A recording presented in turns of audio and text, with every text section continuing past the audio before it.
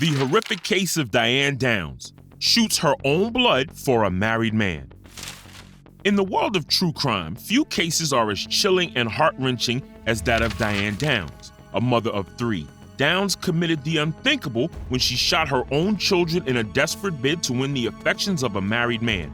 But what led to this seemingly normal woman to commit such a horrific act?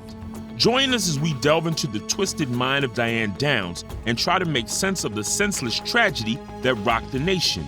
From her troubled childhood to the shocking details of the crime, this is a story that will leave you both shocked and haunted. Welcome to AF Crime, the channel that brings you fascinating crimes all around the world. If you're interested in this kind of content, then this channel is for you.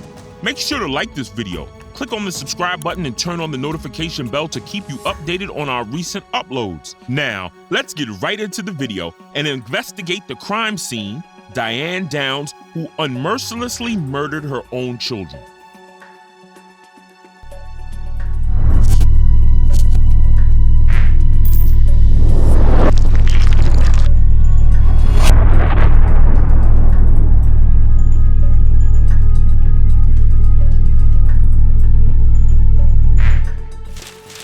Elizabeth Diane Downs was born on August 7, 1955 in Phoenix, Arizona, USA. On the night of May 19, 1983, Diane Downs, who was already 27 at that time when she entered an emergency room in Springfield, Oregon. She fled to the emergency room claiming that her 3 children, 8-year-old Christie, Cheryl, 7, and Danny, who was only 3, was shot by a shaggy-haired man who allegedly demanded her car. The emergency room staff declared Cheryl dead at the scene and placed the other 2 in the hospital with life-threatening injuries. When Diane was questioned about the events that occurred, she explained the story of a man who flagged her down off the side of a dirt road while her 3 children were sleeping in the back seat. She said that the man demanded her car, and when she refused, the shaggy-haired man, which she claimed to be the carjacker, shot her children. She allegedly claimed that she got away by fake throwing her keys to divert the gunman's attention, jumped back in her car, and raced to the hospital. She also obtained a shot in her left arm, but it was not life-threatening. While her children were still in the hospital, Diane Downs began giving media interviews, telling strange stories and explaining her innocence. Suspiciously, her story did not add up. It was full of extraneous details that lessened the originality of her first statement, describing that she was only taking her children to sightsee in the dark while her children were sleeping. Like, girl, how does it make sense sightseeing in a pitch black dark area while your children were sleeping?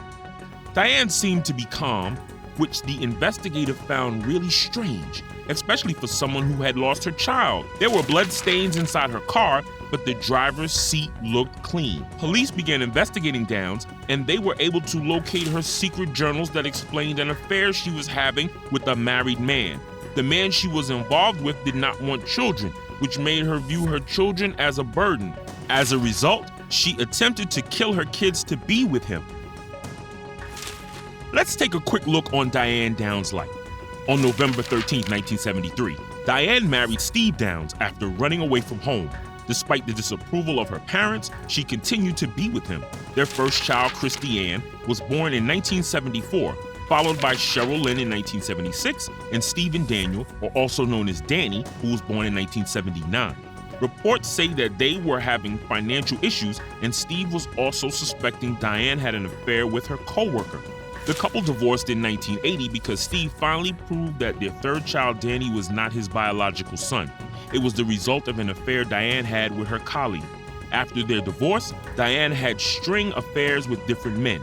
With no source of income, Diane decided to become a surrogate mother, but failed 2 qualifying psychiatric exams.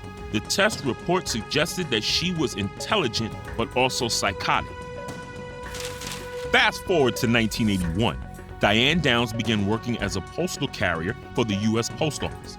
It was said that during this year, she started neglecting her children. She would often leave her children at her parents' or ex-husband's house unattentively. When the children were at her house, some neighbors reported that they were not taken care of properly and that her children were malnourished and unhealthy. Toward the end of the year, Diane finally got an offer of surrogacy. She gave birth to a daughter through surrogacy on May 8, 1982. Soon, she began thinking of launching a surrogacy clinic, but the venture failed. Around the same time, Diane began a passionate affair with a married coworker named Robert Nick Knickerbocker. However, her constant nagging, telling Nick that he should leave his wife, suffocated him. He ended up throwing their relationship. However, she could not get over him and grew obsessed instead. On May 19th, she started her motive to kill her children so that she could be with Nick. She drew out her car at the wooded area and shot her 3 children mercilessly with a .22 caliber handgun. According to the witnesses, Diane was driving so slowly that night she went to the emergency, unlike any other mother that would have drove their heart out when their child's life was in danger. Diane was the complete opposite, intending to kill her children painfully and slowly. When they interviewed Diane, she denied that she owned a .22 caliber, but her ex-husband says otherwise. He stated that he saw Diane with a .22 caliber when they were still together. Dr. Stephen Wilhite, who saved Christie's life, had just gotten home when his beeper went off. He rushed back for the emergency and recalled thinking Christie was dead, but miraculously he saved her life and updated Diane Downs to suspicious results. Not one tear, the doctor said. He claimed Diane visited Christie and just asked, "How is she doing?" Not even one emotional reaction was seen on her face, unlike any normal mother would have felt. And then she goes on and said, "Boy, this has really spoiled my vacation. That really ruined my new car. I got blood all over the back of it." The doctor then knew that Diane in the span of 30 minutes talking with her. Her daughter, Christie, whose speech was impaired for several months due to a stroke she suffered from the incident, had opened up after she was able to speak again. Christie stated that she feared her mother, and that explains why Christie was showing signs of fear whenever Diane would visit her. She later then explained that there were no shaggy-haired man. It was only their mom. Diane had shot them. This led the police to arrest Diane in February 28, 1984, 9 months after the shooting, with a trial beginning in May of the same year. However, the cunning yet psychotic Diane had a plan to gain sympathy from the jury. She seduced a man along her postal route and was pregnant during her trial. The woman who was on trial for shooting her own children was pregnant again, and it was no accident. In another one of her strange media appearances, Diane Downs spoke about her pregnancy. "I got pregnant because I miss Christie and I miss Danny and I miss Cheryl so much." The local reporter remembers worrying that Diane's pregnancy could affect the way jurors viewed her, because as someone who doesn't know the whole story, you can easily question how could a woman who loves children this much got pregnant and killed her children. After all, the evidence was introduced against Diane Downs. A star witness was placed on the stand. Her daughter, Christie, was able to stand and tell the jury who shot her after all the months of physical and mental therapy. On June 17, 1984, Diane was found guilty and sentenced to life plus 50 years in prison. She was required to serve 25 years before being considered for parole. Most of Diane Downs' sentences to be served consecutively. The judge made it clear that he did not intend for Downs to ever be free again. 3 years after her life in prison, she managed to escape on July 11, 1987 from her cell by scaling an 18-foot razor wire fence. For 10 days, Diane Downs managed to evade law enforcement despite a 14-state manhunt. She was found at the house just a few blocks away, the home of Wayne Cipher, and his wife, a fellow inmate at Oregon Women's Correctional Center. He said that Diane introduced herself not as Diane Downs, but as just a girl with no clothes on, and they had a sexual relationship while she was hiding out there. With none of the leads working out after 4 days of Diane's escape, Glover, the former investigator of the case, went back to the penitentiary to look at Diane Downs' property, which had been collected in a cardboard box inside. He found clothes, a map of Mexico, and a clipboard with some stationery for writing letters on it. The stationery was blank, but when detectives looked at it against the light, he noticed indentations in the paper. They were remnants of a map that had been drawn onto the sheet of paper on top. The map was a line going from top to bottom, which the investigator believed was a state street. On the bottom left corner was a box he believed to be the prison, and on the top was the address to Cypher's home. There were about 40 officers stormed into the home of Cypher and then into Cypher's bedroom to apprehend Diane Downs. She was allegedly going to grab a gun and just go suicide, but a cop stopped her and she went without a fight. Cypher, the one who hides Diane, pleaded guilty to hindering prosecution for harboring Diane Downs and sentenced to 5 years probation.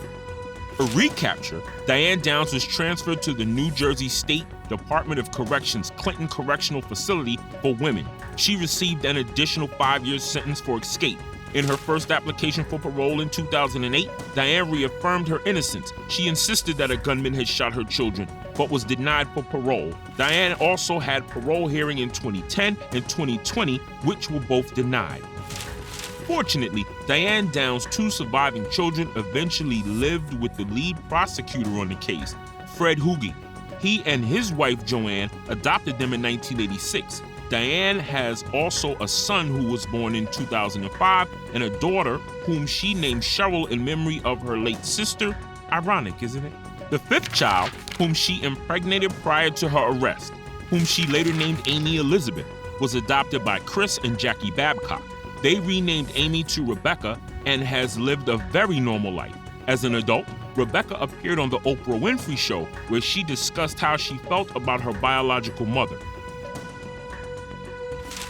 While others are yearning to have a child, Diane was deliberately killing hers. What are your thoughts on this case? Leave a comment below and share it with us. AF Crime strives to bring you more such cases, so if you are interested, do subscribe to our channel where we bring you multiple videos per week. And don't forget to click on the bell icon to receive notification whenever we publish a new video. Till the next case, and thanks for watching.